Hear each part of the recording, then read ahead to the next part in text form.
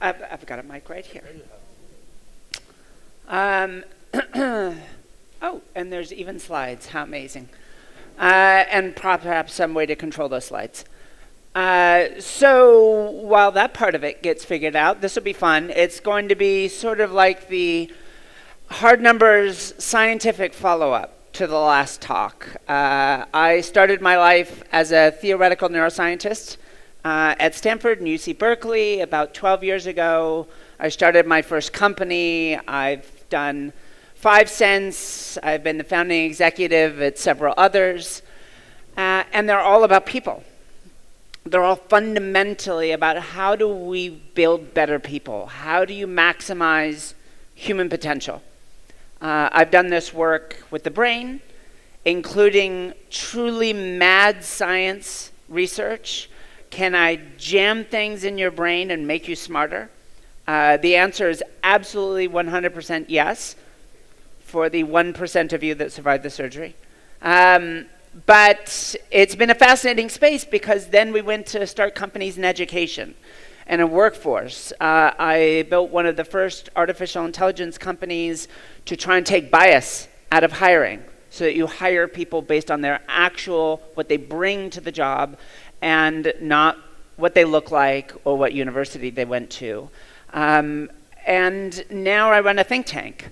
After a very good life to me, I have the chance to give back. And so we go around the world and we do our mad science for free to help on any kind of problem around the world about people, whether it's a little girl alone, orphaned in a refugee camp in Jordan, or a massive Fortune 50 conglomerate trying to figure out how are they going to deal with the fact that jerks like me are building artificial intelligence systems to do all of the jobs that they used to pay highly compensated professionals for. So we're going to discover this talk together. I never have a prepared talk. I always know what I want to talk about, but we're just going to kind of do this as we go. Sometimes for audiences made up of a lot of non-English speakers, I speak a little too fast. So please let me know if you want to slow down. If you have questions, feel free to stop me anytime. If anyone really wants to get into the algorithms or see equations, talk to me afterwards. No one else wants to fall asleep right now. All right, so let's see what's first. A picture which is not appearing. That's okay. What you would be seeing right now is work I did about 10 years ago. So I was just transitioning out of being an academic, studying brains, to my very first company. And we'd built artificial intelligence systems for education. I might talk about some of those later, but it was brutally hard. Actually, I recently visited Sao Paulo for the first time. This is my first visit to Rio. Unfortunately, I showed up this morning. I'm leaving tonight. But I will be back, I promise. I mean, what, don't you need another ridiculous do-gooder American to come down here and waste everyone's time? So I started this company, and boy, VCs did not want to fund this. No one wanted to put money in education back then, and I'll be blunt, no one wanted to give a woman a bunch of money to run a company. So we needed some way to prove that it did some interesting work. So I have this interesting past project. One of my very first machine learning projects from nearly 20 years ago. We did real-time lie detection for the CIA off of raw video. So this is just an academic project. I didn't work for the CIA, but this was my introduction. I thought I was going to go study brains, and someone said, hey, we've got this really cool project. We're going to look at videos, and you tell us if people are lying. And we had to build an artificial intelligence to do it. So needless to say, this is a little morally gray. Particularly in this part of the world, the CIA may not be seen in the best light. But it was so fascinating. You could build this thing, and it learned all on its own. One morning, it knew nothing about faces, and you came back the next day after starting it learning, And it knew all sorts of things about faces, including whether you were lying. So later in life, I've had the good fortune of being able to do, I hope, unambiguously good things with what I learned on that project. This, you'll have to make up your own mind. So what we did was, we took what I knew about faces, and we took our AI, and we built an incredibly sleazy game called Sexy Face. You showed up on the website, and we showed you, we randomly selected some faces off of Facebook, and you told us if you thought they were sexy. And based on your choices, we'd show you some more faces, and you'd select some more. And the amazing thing is, I will honestly, freely acknowledge my amazement, it worked. The damn thing would figure out your kink. Unless, I guess it was about feet, but so it would learn this thing. Now, our promise on the website was that for free, we'll find everyone you think is sexy, and for $5, we'll find everyone who thinks you're sexy. Now, I'm not a horrible person. The truth is, it's what you call a Trojan. As soon as you played a couple rounds of the game, it confessed, actually, this is just a mind-reading game. Pick any face category. Southeast Asian, mutton chops, and a sense of ennui. I'll give the translator a second for ennui. I don't even know how to describe ennui, but it turns out, as long as you were consistent about how you made that judgment, again, the AI would figure it out. In fact, based on some previous research, we took this exact same system and we trained it on people's judgment of competence. Same setup. See an array of faces, you pick the ones you think are competent. And based on those judgments, across many people, it figured out competence. What did it figure out? I'm going to guess it'd probably be about the same here as it is in America. Rich, old, white, male. It turns out it was very selective for whether you were a CEO versus not, even though it had never been exposed to that idea before. It was selective of small private company CEOs versus large public company CEOs. Was not selective for the business performance of those companies. If you happen to be involved in the executive recruiting world, it's worth thinking about that people's 500 millisecond judgment about competence accounts for most of your job. That's a little disturbing. But let's get back to this story. So we built this thing, and it turns out that's a Trojan also. When people played this game, they trained our artificial intelligence, not just about faces, the facial structure, but about how people thought about faces. What is ennui? What is Southeast Asian? What's a female face? What's a male face? That we train them about their judgments. Why did we do this? And what you would be seeing right now is the actual neural network learning. It's really a fascinating thing to actually see one of these things learn some concept. Nowadays, we call them deep neural networks, but this was before that was a term that was in vogue. The reason we built it is because 10 years ago, there were 1 million orphan refugees in refugee camps around the world.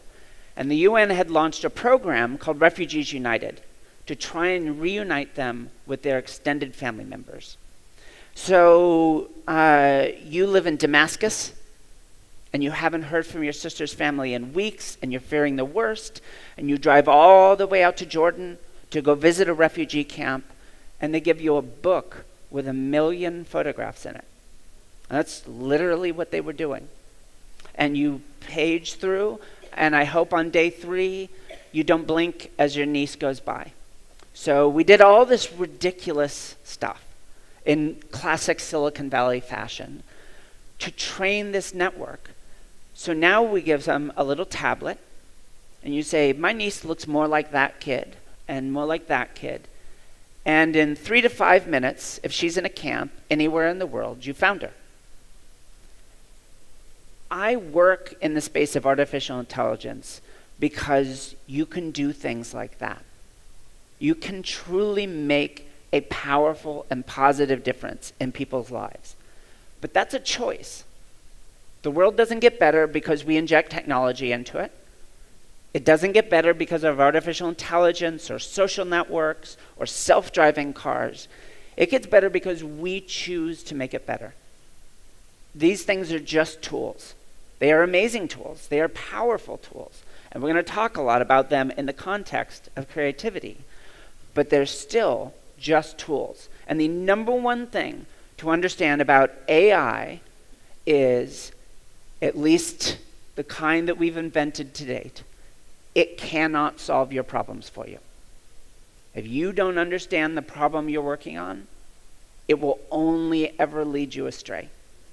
That is a very strong statement that many AI people would disagree with. The number one thing you need to understand from my talk is that I'm always right. So we'll just leave it at that. I wonder what the next one is. So here's another little story. There are actually two stories here. So let's start with the little kid. A panel of world-renowned scientists was brought together and determined that this was the cutest little boy in the world. The fact that we both happen to be his moms is completely beside the point. We're scientists. We're totally objective.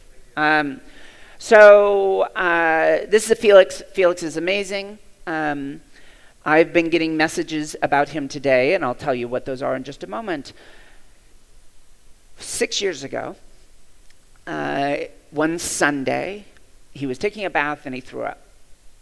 The flu. It happens all the time to little kids.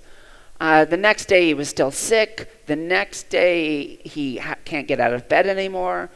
Now come Wednesday, he's lost 25 pounds off of a 40-pound frame. Scary. He can't stand up, can't do anything. We were talking to his doctor, but no one was worried till this point. Now we're running into the U.S. Thanksgiving holiday.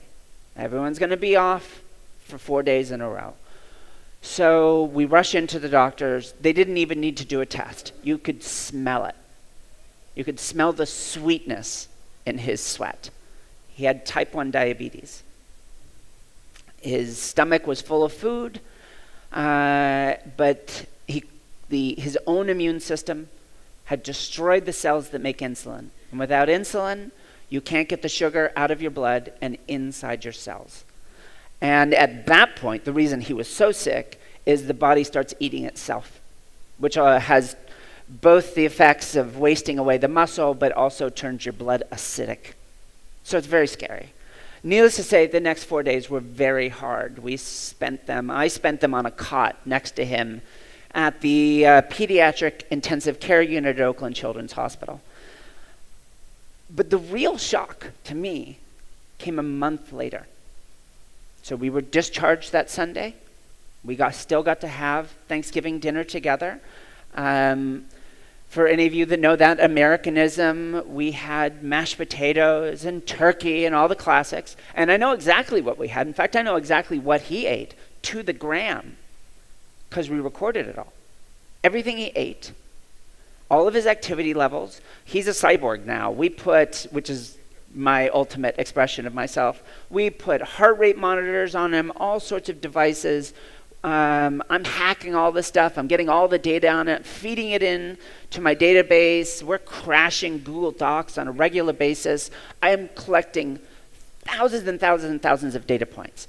And before we go in for our first outpatient visit with his soon-to-be doctor, who I really respect, and she still is doctor, we emailed her this data. Like, isn't that how people do their job nowadays?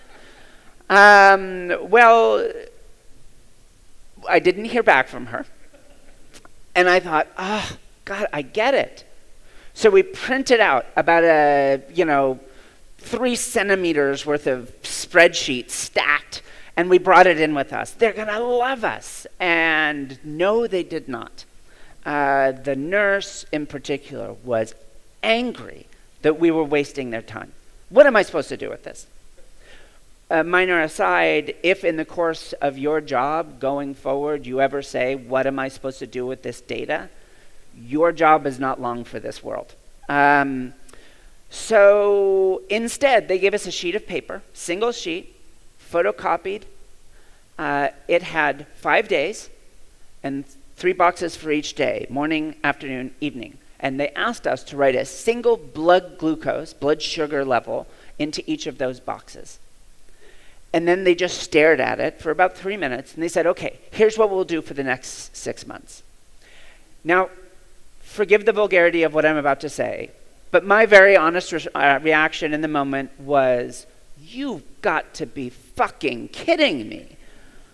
I make models of the brain. Are you telling me diabetes is more complex than the brain? This struck me as insane. So we browbeat his doctor into giving him a very fancy insulin pump and what's called a continuous glucose monitor, 2 pieces of medical devices, and I hacked those also. Turns out I broke several US federal laws in doing that. I got to tell this guy about it later. And I redirected all of that data to my personal server, and I built, as it turns out, the first ever AI to treat diabetes. Now that should be shocking, because diabetes, particularly when you roll in the more common type 2 diabetes, is a multi-billion-dollar industry. Now, I know a little something. I remember my neuroendocrinology courses when I was doing my PhDs, but I'm not an endocrinologist. My wife and I bought a book on endocrinology that night. We read it. By the end of the month, we had the first version of what we called Jitterbug. And it worked. We used it on our son, and it reduced the amount of time his blood sugar was too high by 44%. We actually then we gave it away. It turns out in the United States, it would be against the law for me to give that code away, because I'm the fake kind of doctor. And so what I did was I got on the phone with every NGO, every nonprofit, every big company doing diabetes research, and I told them exactly how I built it. And then I ran around to groups of parents dealing with juvenile diabetes, parents like us, and I told them what I built. Now everybody knows how to build it, and everybody knows it's out there. And that's, if they don't build it, the parents will immediately go buy it from the person that does. The coolest version, I think, is Eli Lilly's. They're building a deep neural network version of this into what's called a smart pancreas, a closed-loop insulin pump. In simulation, at the very least, it works better than the real thing. It's fascinating. Why had no one ever done this before? Why was I the first person? I wish for every parent that at some point in your life, you get to be the superhero, the one superhero that gets to do something amazing for your child. Because the 2 projects I just talked about, building this system for orphan refugees and building another for my son. Needless to say, I've built some companies, none of that compares. But what I'm most proud of is that we just gave it away. And sometimes people don't understand that. They don't understand, patent it, then license the patent. Isn't that the same thing? No, it takes time to patent. It takes time to negotiate the license. I've been there many times in other parts of my life. During that time, people die. Would I have been willing to take the money I'd have gotten for the patent and paid that money to save those lives? Let's cut out the middleman.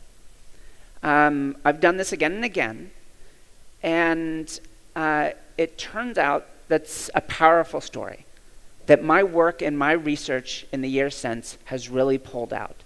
And it's the idea of purpose. Why are you doing what you're doing? In a little bit, I'm going to come back and talk about it in a kind of hard numbers way. Turns out, some jerk like me, the scientist, we can even study purpose with numbers. But one of the best ways that we measure purpose in my research is through sacrifice. What are you willing to sacrifice? As I was saying earlier today, the world gets better when old men plant trees. If you're never going to rest under that tree, what did you care? That's all sacrifice. Is there something that's bigger than you in this world that you're willing to give for? I'm also going to talk about why I'm willing to make those sacrifices in my work. But I build these things because that's who I am.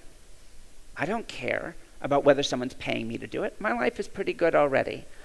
I was at a party at the White House, as you might be able to see in that picture.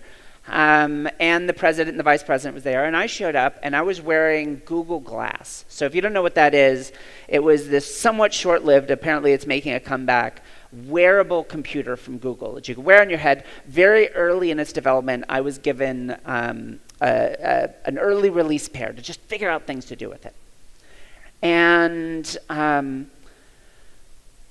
I'll tell you one of the things I built, but so I got invited to this party, and I was wearing Google Glass all the time because I would get updates on my son's diabetes on my Google Glass. So I would be in Washington on the other side of the United States from my son back in San Francisco, and I got an update that his blood sugar level was going to go low. And I was able to send a text message to my sister who was taking care of him and say, hey, give him a cracker, and he didn't go low. It was really cool. I had a superpower. You want someone to you want someone to wear a fluorescent blue computer on their face at a fancy White House party with the President of the United States? Give them a superpower. Lightweight social picture taking is not a great product. And I think the quality of this photo speaks to why this was such a successful product. I don't know who Lord Nelson there is, but he was not the guy I was interested in. So I show up and I asked the Secret Service if I could wear Google Glass at the party. They clearly had no idea what they were agreeing to, but they said yes. I throw them on. We wander in. My wife and I immediately find where the food is, and we start stuffing it into our purse because they'd throw a pretty good party. And this enormous guy with this sort of spirally thing coming out of his ear walks up to us, and I think, shit, we're busted. We shouldn't have stolen all the food. But he just walks up and he says, is that Google Glass? And I said, yes. And it takes photos, yes. And it does video. And I'm like, does he want me to hook him up? What's going on here? And he simply says, please don't live stream the president. All right, God, I wish it was so easy going through customs. So I simply said yes, and it's go. What I didn't know is behind the scenes, the Secret Service freaked out. They went nuts, and I wasted 5 minutes of the, maybe in some past history, most powerful man in the world's time, deciding whether to kick me out of his party. And he decided he wanted to meet me instead. So my wife and I were just sitting at one point, and suddenly this guy in the fancy dress walks up and he says, just take a step back, stay right here. It's pretty clear what's happening at this point. The Secret Service is pushing everyone else away. The President of the United States walks out, looks at me, and just shakes his head. Like, lady, what? Fluorescent blue computer at my party? He was so I thought it'd impress him, and I said, okay, Glass, take a picture. So that was the voice-activated command to get it to take the picture. There you go. It's the only presidential portrait that's ever been taken with Google Glass. He was not impressed. But then I got to tell him about how I just gotten a message about my son's diabetes. He was impressed by that. And then I got to tell him the other reason I had Google Glass. Remember back when I was doing the lie detection for the CIA. So I was able to build those algorithms into Google Glass. Now, you could do a number of things with that. Obviously, lie detection would be one of them. I could pull up people's Facebook or float your credit score over everyone's head, pull up your LinkedIn or whatever the Brazilian equivalent of these are. I could pull up your Grindr account. Or if you're a CFO, your Ashley Madison account. Whoever you are, there's some suspects over here now. So whoever you are, and none of these are good. And as someone that was involved in the development of a lot of face recognition technologies, I will freely say I am not happy with how they're being used around the world, most particularly, but not uniquely, in China. And to know that you were a part of that is hard. Here's the flip side. We built this for autistic children. Turns out one of the most common symptoms of autism spectrum disorder is an inability to read facial expressions. Another common is a lack of empathy. And the state of the art, even if it's shown on a computer, are cartoon faces. This is a smiley face. This is a frowny face. And you just do it over and over again until they get it. So we thought this could be one of three things. Just a prosthetic. You wear this, and at least then you know he's bored. I can see that clearly. Or you maybe that can actually learn better. And it turns out they can. When your brain processes information in a social context, turns out it processes it genuinely deeply and in a way which actually promotes learning. But then the third thing happened, which we didn't actually expect. They learned empathy. And they learned it, it turns out, for a very simple reason. Smiley faces are just happy. They're not happy because, they're just happy. And frowny faces are just frown. But when you actually learn to read facial expressions by watching human beings, there's a story. There's a reason. There's empathy, theory of mind. And they can learn it just like we can. It's more of a second language, but they can learn it. And it's amazing. Again, the chance to build something like that and change someone's life is powerful, and it's addictive. And again, you get to just give this stuff away.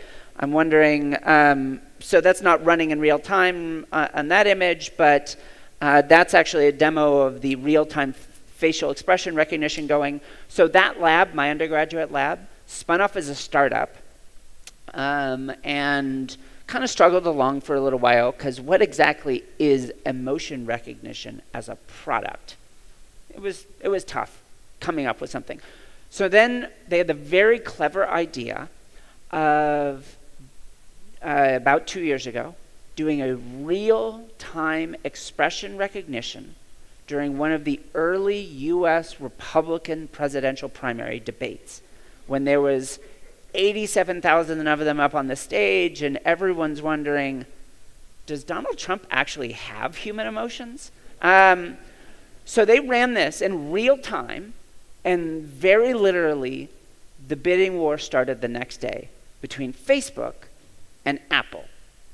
So Apple won. If you happen to have an iPhone 10 in your hand, all of its fancy face recognition technology is my old undergraduate lab. The new $1 trillion company, Apple, yeah, it's wonderful. I don't get any of that, but that's fine. But with this thing, like the animojis that you see right there, again, it would be an animation on the regular slide. You'd move your head around, you smile, and it learns the motion of the head. Instead of transmitting a video, it just transmits your face data, and then it animates that little cat on the other side.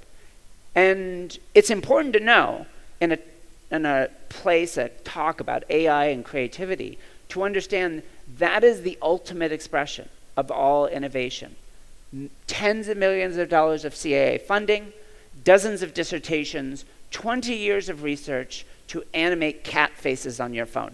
Everything ultimately animates cats on your phone. You just need to get used to that eventually. But it's amazing to be able to build this stuff again and actually make a difference. And no, there are other things that can be done, and those things might be more lucrative. But the way I deploy my time comes from a very simple purpose. I want to help make better people. So I don't know how long exactly I'm going to speak for here. Probably at some point a clown will come out and drag me off the stage. But I'm going to transition a little bit. Having told those stories of the way I operate, and now with our think tank, where we get to go around the world and do projects like that, and we get to advise governments and Fortune 500 companies and others about their policy and their public policy, I want to get into the scary part of AI. And this statement here, human capital is a toxic asset. I don't mean that people are worthless. I don't mean that only some of us count. I already said, I believe every human life has value, and not just trivial value. Everyone can be amazing. If you don't believe that, please, please, please don't be a teacher. In fact, maybe don't be a parent. So what I'm concerned with is 20 years from now, we don't know what a human life will be worth. The world would be wildly different. But the one thing I can tell you is, if we keep building them the way we're building them today, that we're going to end up in a world in which there will be a whole world of new jobs for people. Will AI destroy jobs? Will it create jobs? It will create jobs. It will create an enormous number of creative jobs, and I mean that broadly, in the sciences, in the arts, in business and engineering and beyond. But most of us won't be qualified to hold any of those jobs, because we already have that problem. I don't know how many of you run a company, but I can't find enough qualified people. Silicon Valley is essentially just this massive competition to get the best people. And pretty soon that will probably be the defining global competitive dynamic, is how much creative talent can you accumulate. So if we already have a problem and AI creates more of these jobs, what do you think happens? We have an existing education system which already doesn't suit our need. It helped build an amazing world. I am not one of those people that dismisses the world in which we built. But the world is changing, and the talk that came just before me gets at a lot of the heart of that. I do not need people to be told what to do. The only thing I need you useless bags of organic material for is to explore the unknown. And right now, that sounds terrifying to the vast majority of the people on this planet. And one of the interesting things, you find them everywhere. I'm not just talking about people that didn't go to university. The people that did, that went to Harvard, most of them are just as terrified about being weird and doing something different and disagreeing with their boss. Many of them went to Harvard because that's what their parents expected of them. And then once they get there, they get a very nice job as a dermatologist, and then they live out the rest of their lives. That is truly disappointing for a variety of reasons, and let's dive into some of that. I wonder what the next slide is.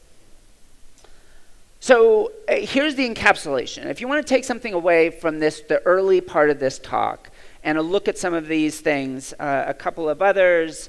This is a system, the map of New York there is a system that we built. It could predict manic episodes 3 to 4 weeks before they happen. 25% of severe bipolar sufferers will go on to kill themselves. Most can't hold jobs or maintain marriages. I don't even know what we can do with this because no one's ever been able to do it before. Again, we built it and gave it away. I do work in neuroprosthetics, and now I have 3 applied neuroscience companies, one working with kids that are avocal, allowing them to communicate in school, and we're also going to translate that to people that have locked in, so they look like they're in a coma, but they're actually awake, so that they can communicate with the outside world.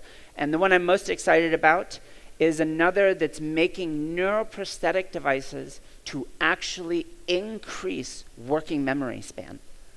So you flip a switch, and the number of things that you can remember, that you can pay attention to, the complexity of an argument you can follow, the richness of your imagination actually increases. It is so far from being ready for the real world that it would be unethical to give it to anyone, but that we have those initial results. So one of the first things I will be looking at is taking young children with traumatic brain injury and using it with them to see if for just 15 minutes a day, while they study intensive materials, can we get them back to the life they would have had before, or at least more in that direction. And then finally, this is the big social network. There is a small section, about 70,000 people out of Accenture. There, my mission, along with a number of other companies, is can we turn work itself into growth? Can we turn the very nature of the people you work with and the job you're assigned to into something that actually grows you as a person? I'm going to come back to that in a moment. But all of these projects, again, when we think about AI, think of it like this. AI is any brief expert judgment, faster, cheaper, and better than a human can do it. AI won't do your job for you. No one's invented C-3PO. No existing AI will become C-3PO, much less Skynet. There is nothing like that. I'm not saying it could never happen or it theoretically is impossible, but that is an AI in the modern world. AlphaGo, one of the most famous AIs, beat the world's best Go players. It understands nothing about Go. It will keep playing Go as the house burns down around it. It is just an amazing, as are all these amazingly powerful statistical engines that can do things in many cases no human being can do. So let me give what I think is the perfect example, though, not about AI as a technology, but AI as something that is beginning to intrude in our everyday lives and the business world. At Columbia University, a little while ago, they ran a competition between an AI developed by a startup to read contracts and a bunch of human lawyers. The competition, they gave them non-disclosure agreements, a standard form of a contract, and their job was to find all of the loopholes in the contract. The AI found 95% of the loopholes, the humans found 88%. Whatever, they're only human. So we'll call it a tie. Here's the tale of the tape. The humans took 90 minutes to read each contract. The AIs took 22 seconds. Now, that isn't the whole job of being a lawyer. Don't get me wrong. But it's 80% of the job, and it's 100% of the job for the first 5 years of your life, is just doing the busy work of reading this stuff for your bosses. I don't need you anymore. Everyone thinks about job displacement in terms of the taxi drivers getting displaced by self-driving cars, or farm workers, or mines, or warehouse workers. And we can talk about that, but it turns out robots are expensive. For me to build a robot to work out on a field or in a warehouse, I have to actually build a robot, and it turns out picking strawberries is really hard. You wouldn't think so because it's easy for a human, but it turns out it's really hard to do. So if I build a robot to do that, it has one big effect. Some human will have to do it for even less. It gives a nice price point. It's basically just a labor competition. Do I hire the robot or do I hire the person? Well, for now, the robots are expensive. I'll continue to hire the person, but it will drive those wages down. But the professional middle class who went to university, who were promised they did everything right, who are going to have a job for the rest of their life because they were part of the educated elite, they are about to get blindsided. Because I can build an AI to do 80% of your job virtually for free because it's all software. Whether you're reading x-rays as a doctor or doing a risk assessment off a spreadsheet as a financial analyst, reading contracts, writing code.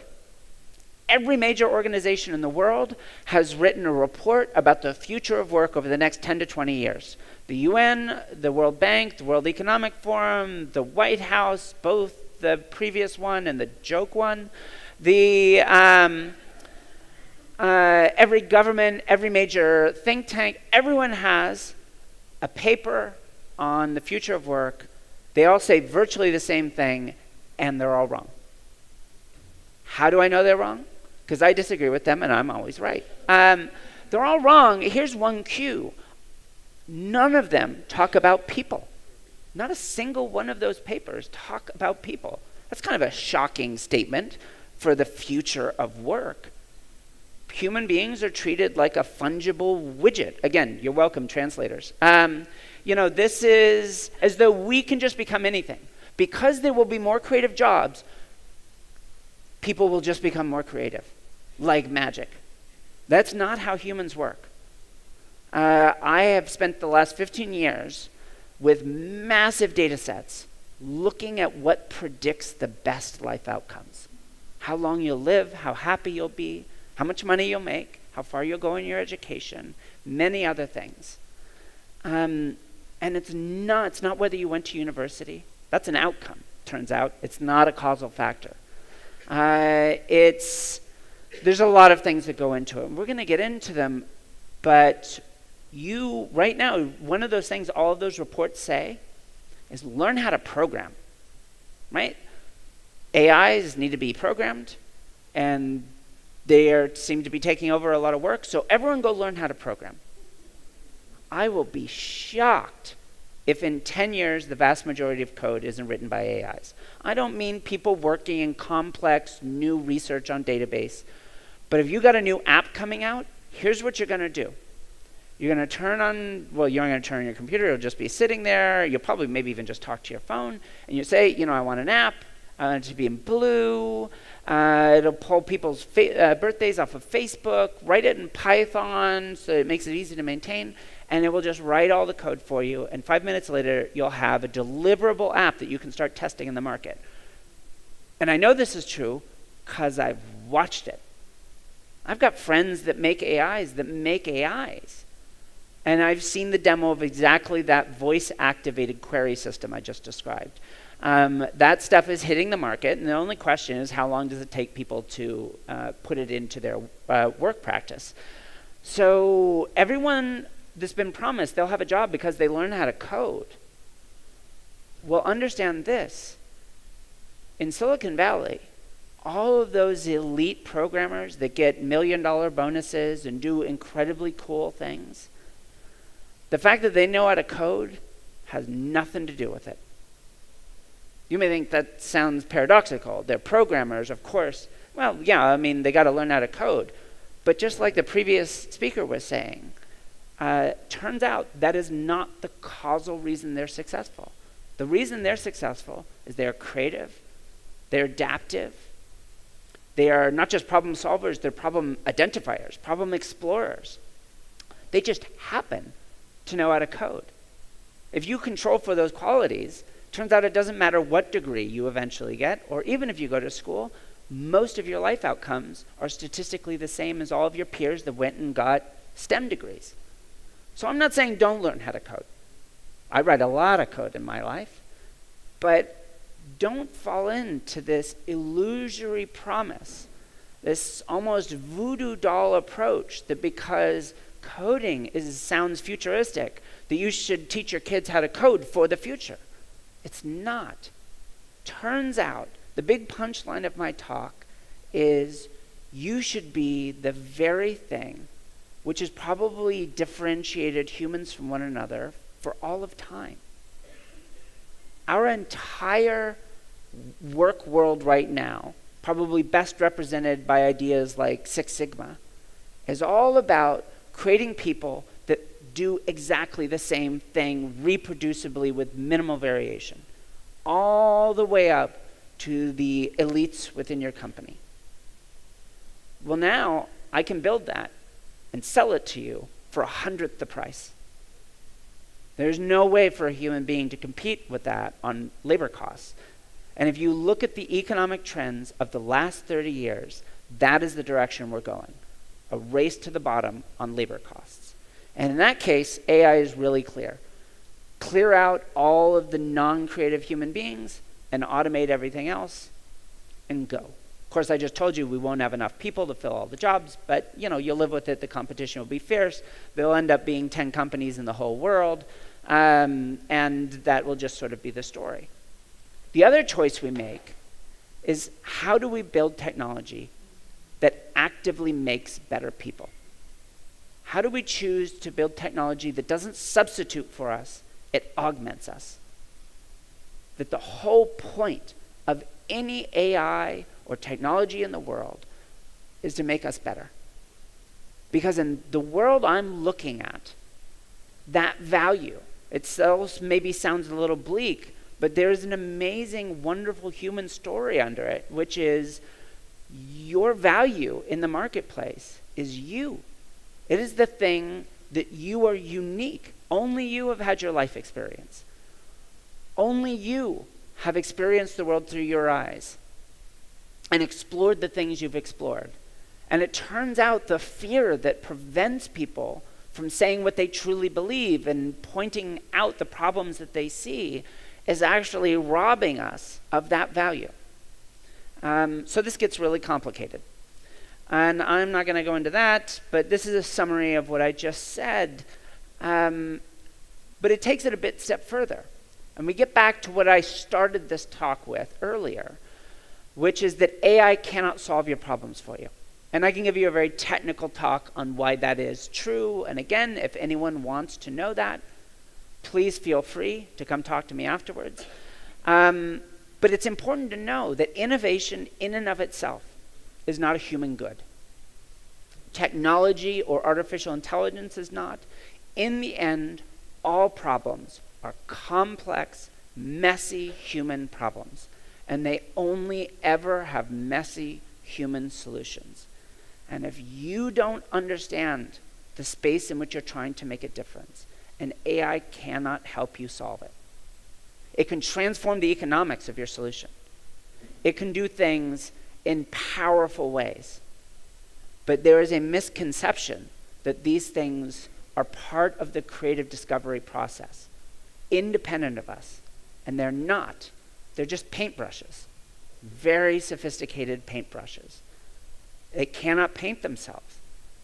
A craftsman without their tools is genuinely hobbled. That's why I love building this stuff. They are amazing tools. But tools without a craftsman is pointless.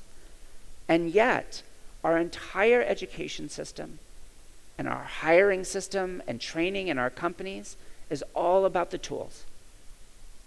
We should be building craftsmen.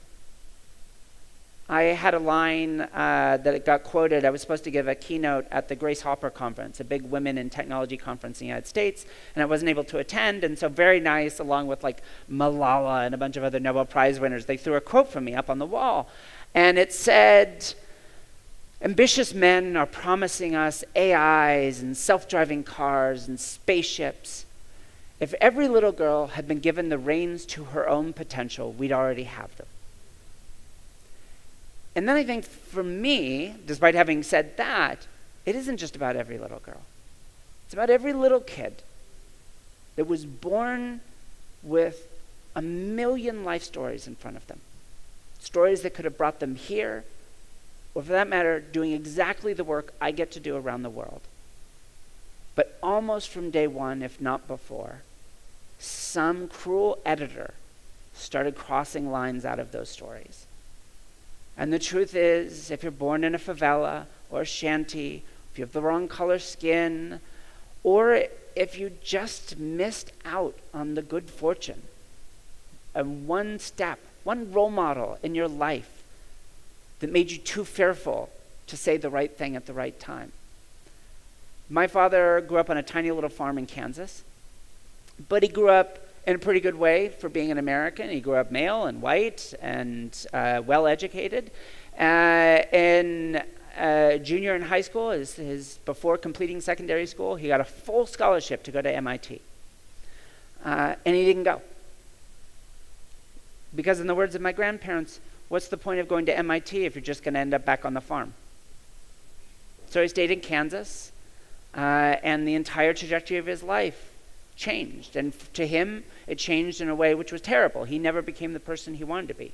I think he was an amazing man who ended up as a doctor and raised a family in California. And then I was raised somewhat to make up for that. I was supposed to win a Nobel Prize. Like, that's how I was raised. I don't mean pressure, like study, study, study. I just would. You know, when you enter this world, this is just who you're going to be. You're going to win an Olympic gold medal and you're going to win the Nobel Prize. Just, call us when it happens so we can be there for the photos.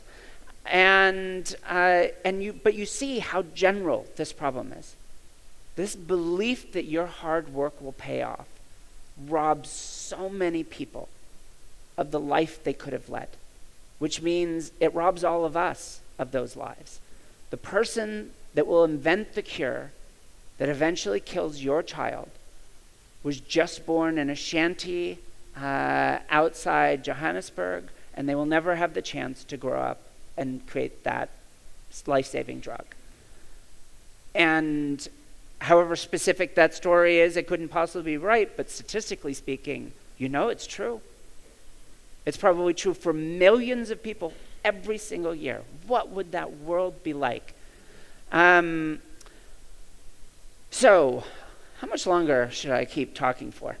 Just go on. All right. Anyone here truly misspent their life and can tell me who this is? Good for you.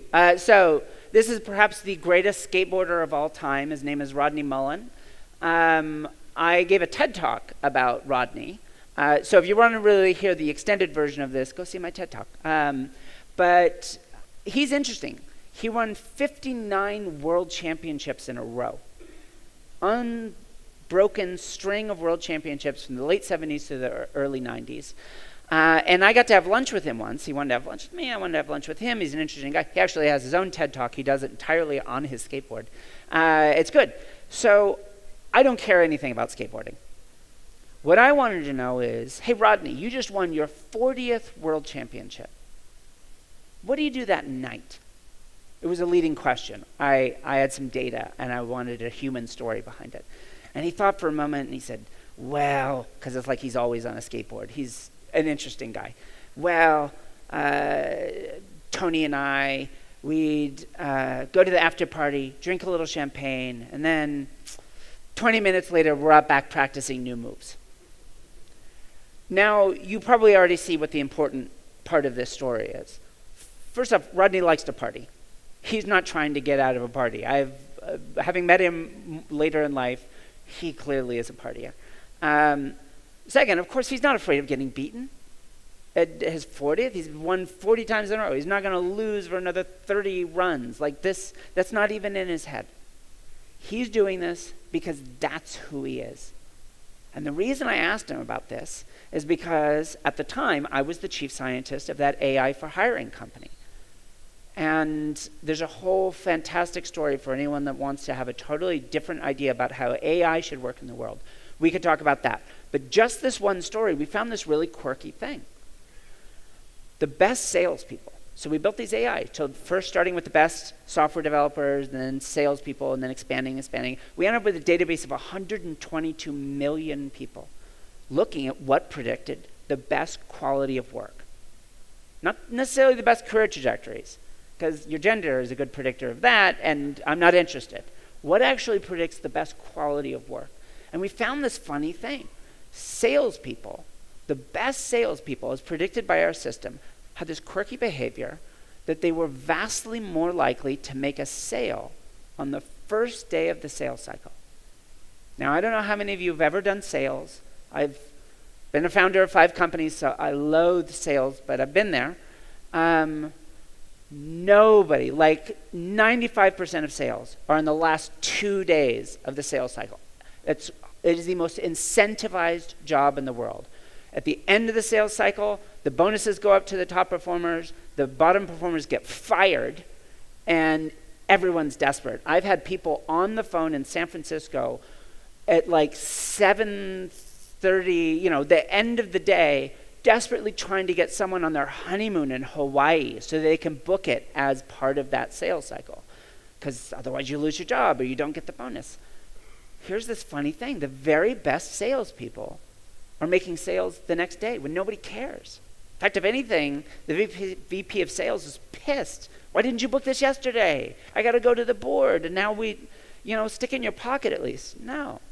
And we looked, and we looked, and we looked, and we found it was a strong predictor. It predicted the best software developers were the ones that push code to a repository after the product's already ready for release. All you're doing is pissing everyone off.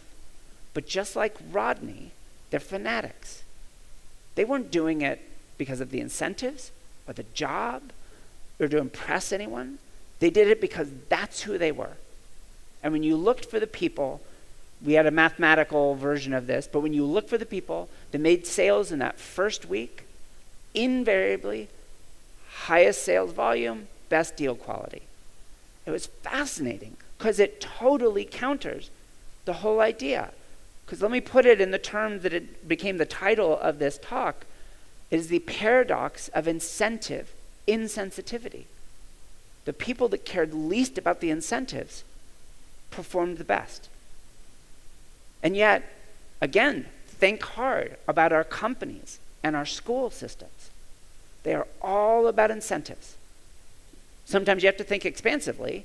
Grades and test scores, those are incentives. I don't want to get a bad test score. I don't get to do special things at school. My parents get angry with me. I'm not able to go to the fancy university afterwards.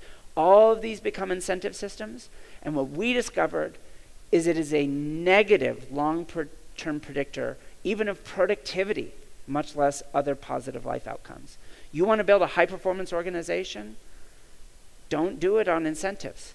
They're great at motivating people short-term, but it turns out you rob people of not even just their long-term creativity, because eventually they just start doing what they're told to do, but even of their very productivity.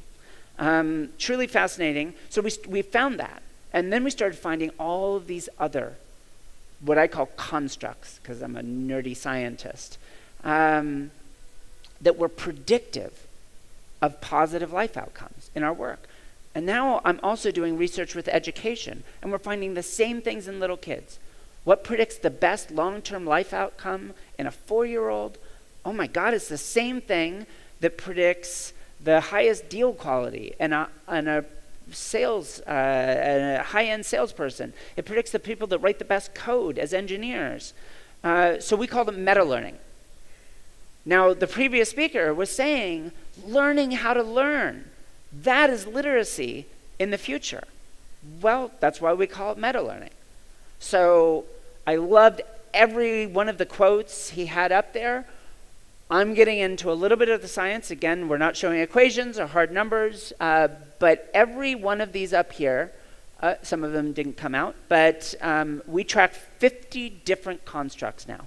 It's not a theory of intelligence. There are 50 constructs that are on this list because, one, they are well defined in the research literature, which means someone like me can actually measure it in a reproducible way. And some of the things on there may look a little surprising to you, like purpose. 2, they are highly predictive of, and in many cases, provably causally related to positive life outcomes. And 3, they're changeable. Nothing on this list is a fixed quality. Nothing on here is you've got it or you don't. There's nothing here that you're born with. Every one of these has genetic components. And there are things about you that aren't genetic, like the postal code you grew up in, that are strong predictors of your life outcomes. Neither of those I can change. I care about the things that I can help you change. That's what these represent. There are surely more things than these, but we got kind of bored. We collected a giant list. We're going to do our research on it for a while. And we get to do it all the way from newborns to senior citizens. I get to work from elite athletes to people that can't find a job. And we get to do this research across all of them in the N's in the millions. And it's incredibly cool. Basically, I'm a professional mad scientist. I trick VCs into funding my experiments. It's great. So the 5 categories, general cognitive abilities, social skills, self-regulated learning, sometimes we call that metacognition, emotional intelligence, and creativity. Those 5 titles are not magic. They're just a way for me to talk about them on a stage. But it sort of there is doing some work. General cognitive abilities, highly predictive. I mentioned working memory span earlier and the work we're doing in neuroprosthetics to increase it. After about age 5 to 8, these are pretty much fixed. We know in painful, excruciating molecular detail how things like childhood household stress causally decreases working memory span, and it never comes back. We also know how literacy, speaking richly to your kids, causally raises general cognitive ability. So this is powerful. You can make a difference. In those, after about age 5 to 8, it's a maintenance game. That's important also. Those other 4, though, as far as we can tell, you can change all throughout your life. There is no point at which you cannot learn or improve your empathy, or your analogical reasoning skills, or your resilience. It just turns out that it's hard. If you want to learn resilience, that may sound like something people are resilient or they're not. Well, there was a research paper. It came out in Science last year. It was a true experiment, random assignment with entrepreneurs. Now, many people believe entrepreneurs, you're either an entrepreneur or you're not. A lot of VCs believe that. They call it pattern recognition. I call it bullshit. I call it, I invest in my frat brothers from Stanford. So what they did is they randomly assigned this large group of entrepreneurs to a control group, no intervention, financial training, business school crash course training, growth mindset, the belief that you can grow and change, and resilience training. Those first two interventions, financial, business, not statistically different than the control group. If you look at the data in detail, there's slight gains, but it's not statistically different. You look at the other two, though, completely different. I believe it was the resilience group, 60% of their businesses were still in business 2 years later. 60% more. That's a huge effect. And the most important thing, again, I didn't say resilient entrepreneurs are more successful. I said randomly selected entrepreneurs that were trained in resilience were dramatically more successful. But what does that training take? You have to work hard at something and fail. How else can you learn resilience? Then you push through and you succeed, and from this kind of behavioral economics literature, the rough estimate is about 80% of the time. If you succeed more than that, even with the initial failure, you don't really learn. Then it just becomes, well, this is just the way the world works. It's not about me. If you fail more than that, then you learn the wrong thing, which is life sucks and it's unfair. So we actually work on ideas like, how could you deliver on-the-job resilience training inside a company? Knowing that what that meant is people had to fail. And what would it take to turn a job into something that can grow people's resilience? All of the rest of these, they're all fascinating. I think I have negative 10 minutes now. So again, please feel free to come talk to me about any of the specifics here if you're curious. Every one of these, what we do is we build a little AI. And it looks for the behavioral evidence. I mentioned purpose earlier. Turns out, let me see if I got this. There we go. Actually, we'll come back to that. So purpose is really interesting. Every one of these things, I said, predicts better life outcomes. What do I actually mean?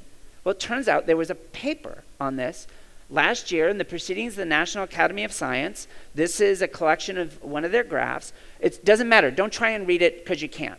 The only thing to know is they looked at just 5 of the 50 constructs we tracked in 8,000 senior citizens in the UK.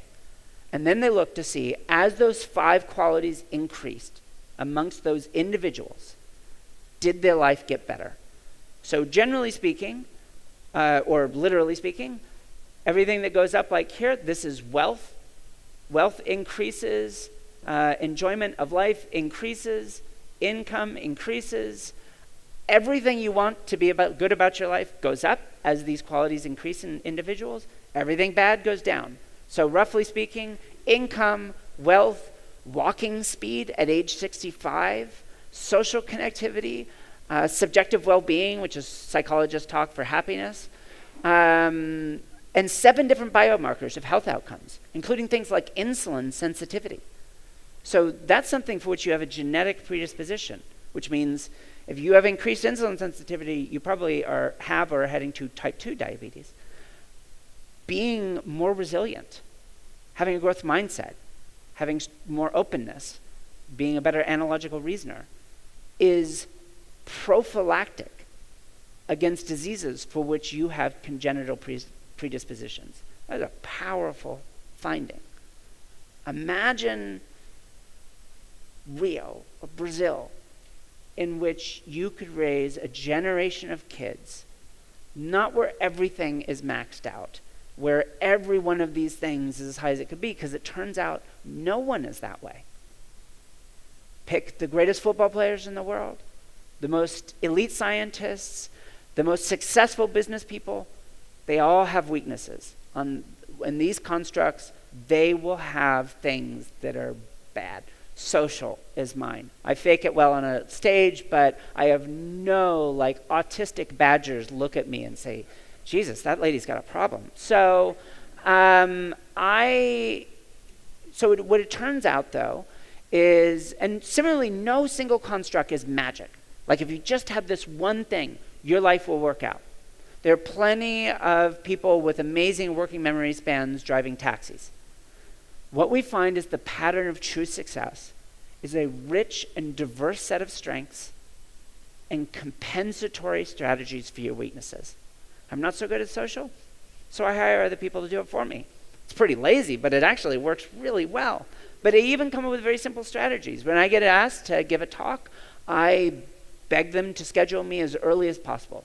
I'm never going to go talk to someone, but I'm happy if they come talk to me. That's pretty weird, I get it, but that's me. And I know I'm more useful if I leverage that reality. So I've learned that would be a metacognitive strategy. So I've learned that. What if we had a whole generation of kids where we didn't try and make them perfect? We found what they're good at, and we helped them build on that. And we've had the chance to work on that. So I already said there's only one job description going forward, and it's creative, adaptive problem explorer. That's just a shorthand for all that meta-learning stuff we're talking about. And we need to revise everything we do as parents, as educators, as business leaders, and as policymakers to focus on this. Because it is a story that is as rich in humanity as it is in the very economic outcomes we're also invested in. I don't have it. So, for example, this idea of creating work, making work itself, part of that growth experience, part of the meta-learning. Because it's one thing to talk about the next generation. It's another thing, the fact that we have an army full of people on the job right now that just do what they're told. And in fact, I get a lot of very fancy, smancy job offers to be the chief scientist at Uber. That took 5 seconds to say, hell no. I can geek out about self-driving cars, but it's sort of the opposite of what I want to do. The best offer I ever got was from Amazon. Like, we're creating a job just for me, chief scientist for people. And you may get the feeling that the following pitch was designed just for me. In 7 years, we will be a 1 million person company. So they're about halfway there now. Your job will be to make their life better. And I get to do all of my crazy mad science stuff on 1 million people to make their life better with all the budget that Jeff wants to give me. Sounds great. So I went for the first time ever, and I met with everyone, and we chatted. And I'm not going to badmouth Amazon. I'm just going to say that Jeff and I have a different definition of better. So I made them a counter offer. If I can make 1 million people's lives better, I'll do it for free. I don't really need the money. It's a lot of money, but I don't need it. My life's good. Give me the data. Give me the responsibility. I won't do what you tell me to, but I will only do this in service of Amazon, and I will make 1 million people's lives better. And they said no. I wasn't surprised at that point that they were going to say no, but I made the offer because it was genuine. So then Helen Shook, who's the head of HR at Accenture, heard that story once, and she walked up and said, we're 425,000 employees. Is that big enough to interest you?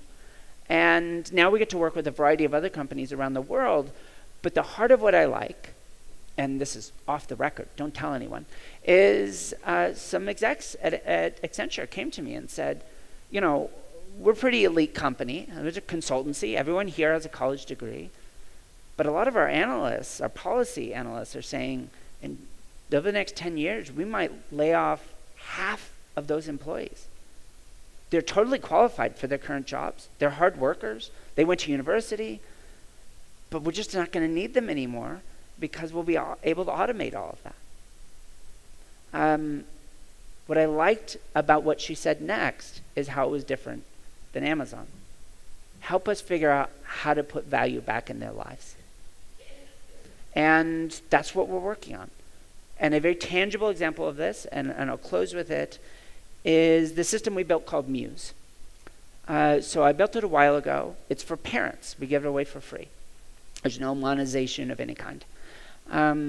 It uses some very fancy AIs to learn about your kids. It asks you a single question a day. It can analyze your kids' artwork. It collects milestones in their lives. Totally voluntary.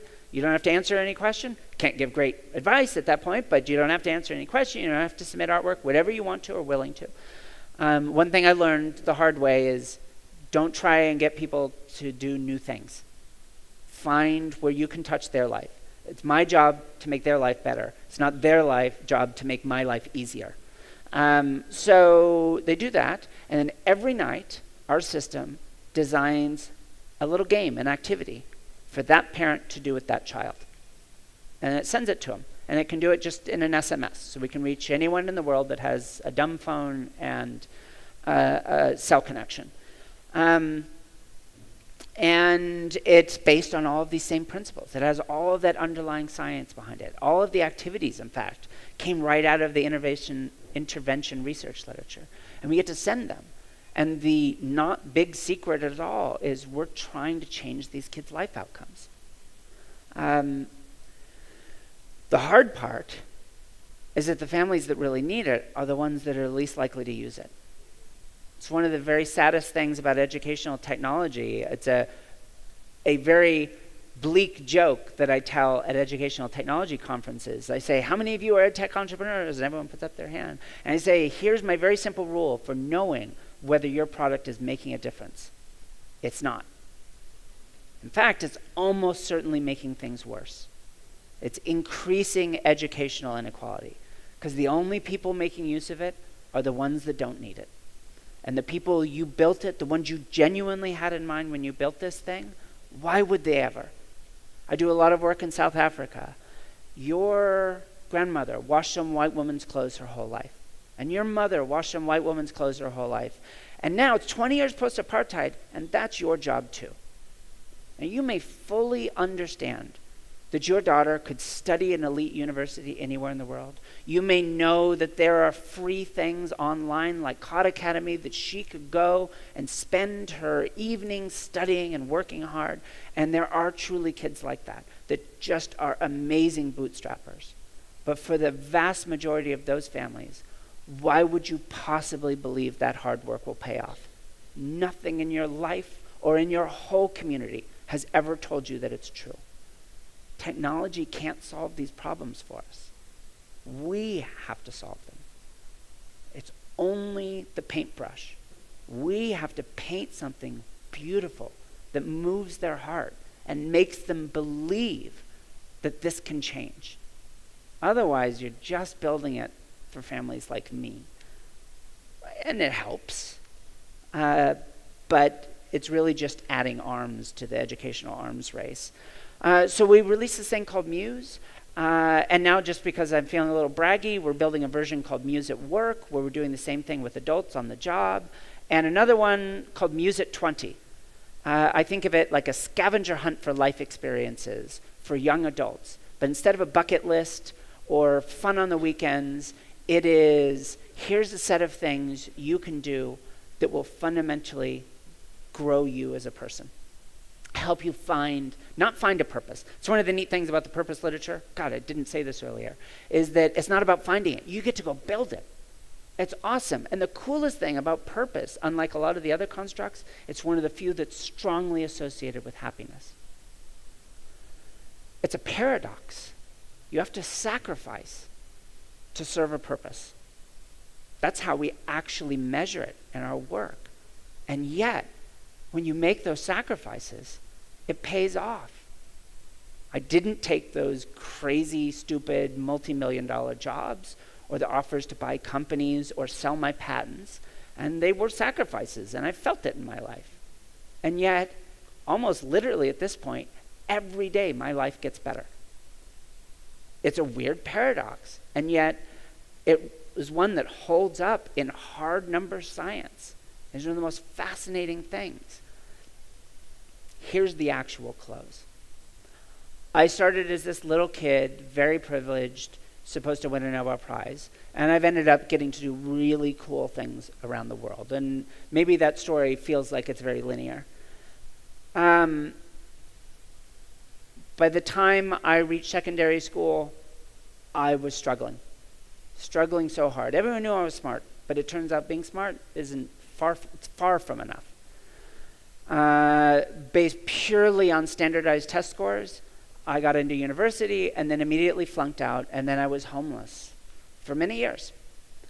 And then I had a night roughly in 1995, where it's America, so I had a gun. And I spent the entire night trying to figure out why I should be alive. I'd never done anything worthwhile. I'd never really been happy. I'd only ever let people down. And the two people that cared anymore, my parents, that was it. And I was still letting them down. What is the point of any of that? Not a cry for help, just euthanasia. I have a fatal disease of being a failure. I hope it's not a big shock. I didn't pull the trigger. But I found a reason, and now looking back through my research, I understand that I found a purpose. I'm not a very spiritual person. It's a very grounded human purpose. At the time, it was live a life that makes other people's lives better. Not because I'm some ridiculous California hippie. I just needed a better way to make choices in my life. Choice one, admit to the world that I wasn't the person they thought I was, and get a job at a little corner shop selling garbage food. And then I managed the shop. And then I ran a little abalone farm in Santa Cruz, California, selling giant marine snails as sushi to Japan. And then suddenly, I had the money to go back to school. And I went back, and I couldn't tell you why I thought I could do this at the time, because I'd never had success like this in my life. But I went back, and I figured out which degrees I could finish in a single year. And I'm a snob, so which technical degrees? Math, economics, neuroscience. And I thought, math, what am I going to do with that? Little did I know. So I flipped a coin, very literally, between math and neuroscience. And it came up heads. So I hope you can guess. I don't know, maybe that doesn't translate. So I studied neuroscience, and I did my entire undergraduate degree in a single year, and I got perfect grades in every class.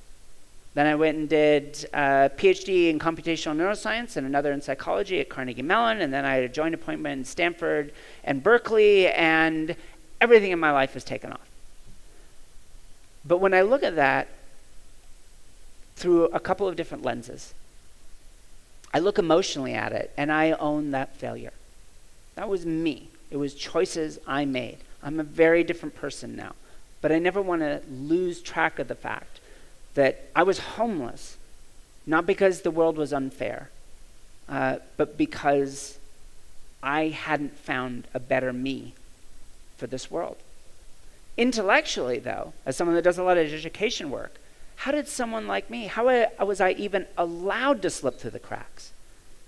How does this happen every day? If it happened to me with 1,000 things in my favor and hundreds of opportunities to go back and do it over again, and it came so close to pulling that trigger, how many people in this world could do exactly what I do, but they had 3 chances, or 1?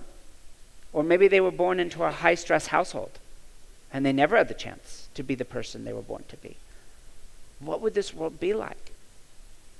And then the last is one that really motivates me. I've had the privilege to be able to invent things that literally save people's lives.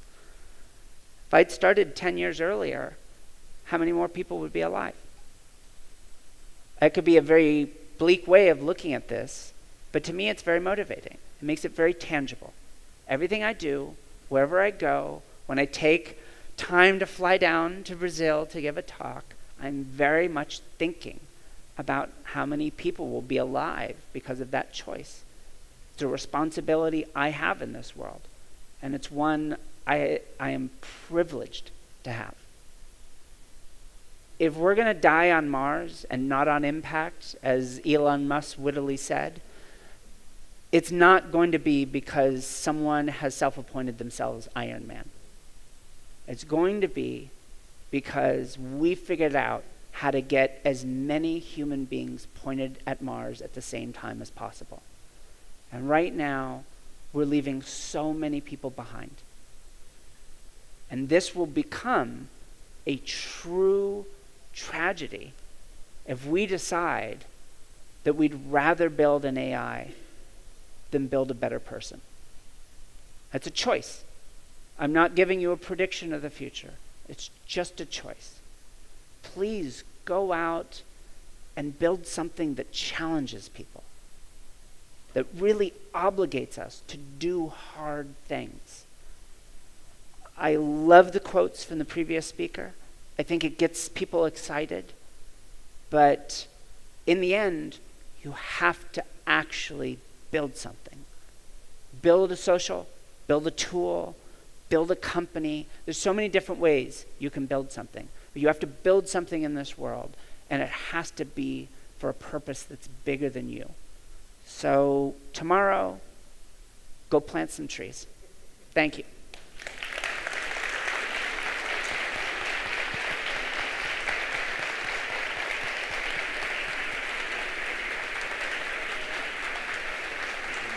Absolutely. Do you want me to do some questions? Okay.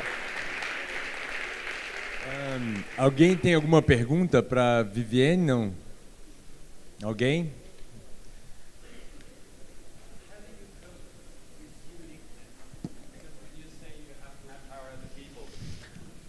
When you say that you have to empower the people, make the humans better, and you have obviously the science to back it, how do you cope with the uniqueness of your profile, of other successful profiles, to make sure that we don't have a two-sided society where some escape, basically, and some don't?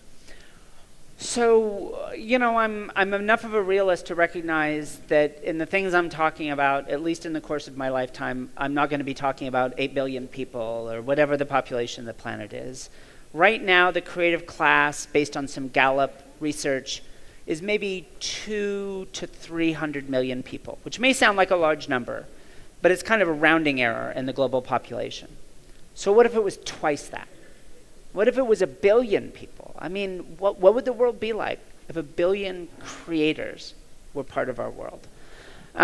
So how do you do it in a developmental? So this is kind of why we look at these meta-learning frameworks rather than the specifics. A lot of the way people think about the future, particularly things like the future of work, is let's try to forecast a specific future and then train everyone for that, build everyone for that specific future, which is crazy because the one thing you know is that you're wrong. And the other thing you can say, it's not my line, but I always loved it, the world has never moved as fast as it is today, and it will never be this slow again. And one of the ways, particularly as someone like me who works in information theory models a lot, is understanding that the future is fundamentally uncertain.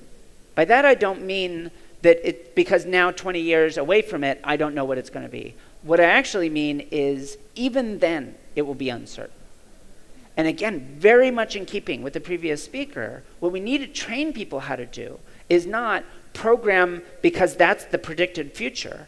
We need to train them to learn whatever they need to learn so that when they're in that future, they'll learn it for themselves. I've taken one coding class in my whole life, one advanced math class, everything else I taught myself. I hate coding actually, but I've written a lot of lines of code because it did work for me.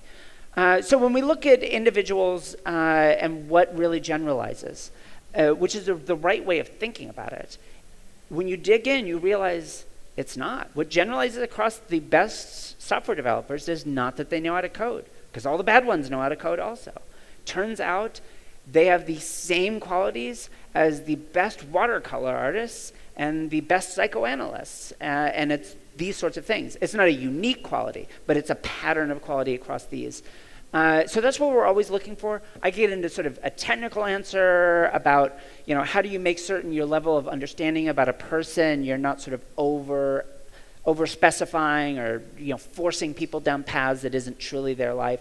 We have some technical solutions, actually born really out of a lot of brain research, where we explicitly model our uncertainty about the world. So if your parents haven't answered any of the questions in our Muse system, then we still send you activities. But what we send you are the ones we know are the most robust, general, read to your kid. They may not be very personalized, but we know we're doing no harm. As we learn about you, then we can get more nuance, and we realized, well, you need more resilience, or maybe you should focus on empathy. We also don't focus on strengths or weaknesses, because there is no research to tell me whether strengths improving strengths, remediating weaknesses is the right path. So instead, what we do is we just look for plasticity.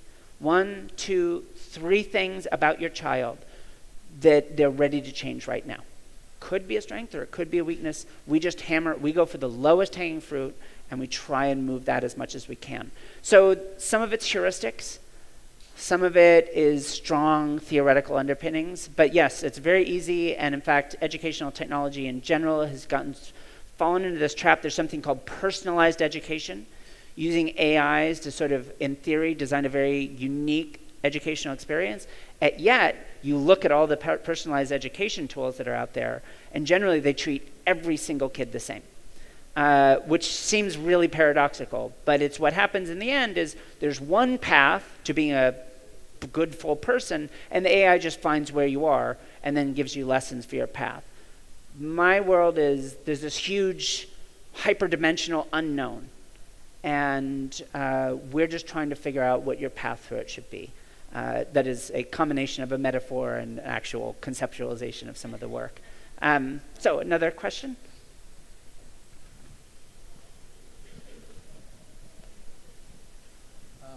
Thank you. When you talk, you give me the impression that you are always talking about sane minds. Are there sick minds? And what does artificial intelligence can do about sick minds? Sick. Oh, sick and sane. So I do, as I mentioned, we do some work specifically in mental health. And my attitude's about this. So when I look at these problems, to me, they're just different facets of the same problem. So whether we're talking about education or workforce or mental health or inclusion, to me it's very much the same. Now, of course, it plays out differently in these ones. So my son, along with his diabetes diagnosis, has a mild autism diagnosis, and I've done work there. My goal is not to cure autism, both because I don't do that sort of genetics research, but also because my kid's pretty wonderful. He doesn't need a cure. He just needs tools to help him interface with the rest of the world. So tools that help him understand other people, tools that help other people understand him. There's so much human value locked up in people that are either sick in a traditional sense or sick in a colloquial sense that maybe I don't agree with, but people might use those terms, where really at the heart of it, they're different, whether it's a transient or a permanent difference. And we try and think about that. So I talked about the system we built to predict manic episodes in bipolar sufferers. Another area is the other end of life. We've worked with designing a system for Alzheimer's, or more generally degenerative diseases. And the idea here, which is very, very early, is so you have an early diagnosis. And by early, I mean you're relatively symptom-free. But you forgot the key a bunch of times, you went in and got a check, and you get this terrible diagnosis. So there are all sorts of work being done on the biological underpinnings. But a lot of it has been very disappointing recently in the Alzheimer's world. So what we're working on is something completely different. Using our fancy technologies, AI and machine learning, I want to build a model of you. So right now this means wearing a bunch of ridiculous gear. So you've got a camera on your head and an mobile EEG, reading brain activity, and a variety of technologies like that. And what we're recognizing is, for example, who you know, and your emotional responses to different people and different scenes, and how it changes throughout the day. So we're building this model of you. It may not be a rich model. It's not you, but it gives me some idea. Now, you have that first terrible incident where you look at a face and you have no idea who it is until you realize that it's your daughter. And how terrible that must feel. And to know that that's just going to be the first of many. So what we discovered is we could actually detect the neural signature of that memory failure before you're aware of it. And you could do a lot of very fancy things at this point, but what we're looking at is, or tested, was just flashing the name. So we built a model. We're doing face recognition. We know who you are. We know the emotional reactions we're expecting and the sort of cognitive responses, and we're not seeing it. So we flash the name. And the response then turns from, oh my God, I didn't even recognize my own child, to, well, yeah, I know that's Jenny, of course. And that sense of loss of self, that loss of independence, I don't know if it changes anything about the trajectory of the disease, but maybe it makes those years more you, and richer and more valuable. So we work in a number of different domains of mental health, depression, bipolar disorder, some of them classical diseases, some of them really long-term, some of them like autism, just about being different. And we've looked at those in complex ways. Again, much less from the cure perspective, from the perspective of what I laid out earlier, which is how can I build a little AI that can help me be a better person? And you can even apply that to people. So I just got interviewed for the Financial Times, and there were a couple of things in that some people really responded to, but one of them was this. This is a prediction. I'm not big on predictions, but I feel very comfortable with this one. In 20 or 30 years, we're going to see a significant increase in early onset dementia. I don't know that it'll be a huge one, but it will be measurable. And it will be causally related to automated navigation systems, like Google Maps, which I used in taking the taxi from the airport to here. And I use all the time. I travel all around the world. So I'm making this prediction. Using automated navigation systems leads to a statistically measurable increase in cognitive decline, and yet I use them anyways because it's so wonderful. So here's my challenge. Here's my challenge. We need to build technology that challenges us. Not only are we better when we're using it, a lot of technology fails that. We're better than when we started when we turn it off again. So think. I have an answer, but I'm been told to shut the hell up. Think, what would Google Maps or any technology in this world be if 80% of its job was to get me there, but 20% of the job was to make certain I was a better person when I arrived? I have an answer to that question, but it's only one of any possible ways of imagining how an automated navigation system could actually make me better while still getting me to my hotel. When you flip these things on their head, you realize two things. One, it's a less engaging product. It's not as easy. It doesn't let you be relaxed all of the time. But that's a trap. But the other, there is that version of everything. Everything could be more challenging. Not in a negative way, but in a way that really grows people. And so this is, in many different domains, how we think about the world. All right. Thank you again. Thank you, Vivienne. Thank you very much. We're out of time. Thank you very much.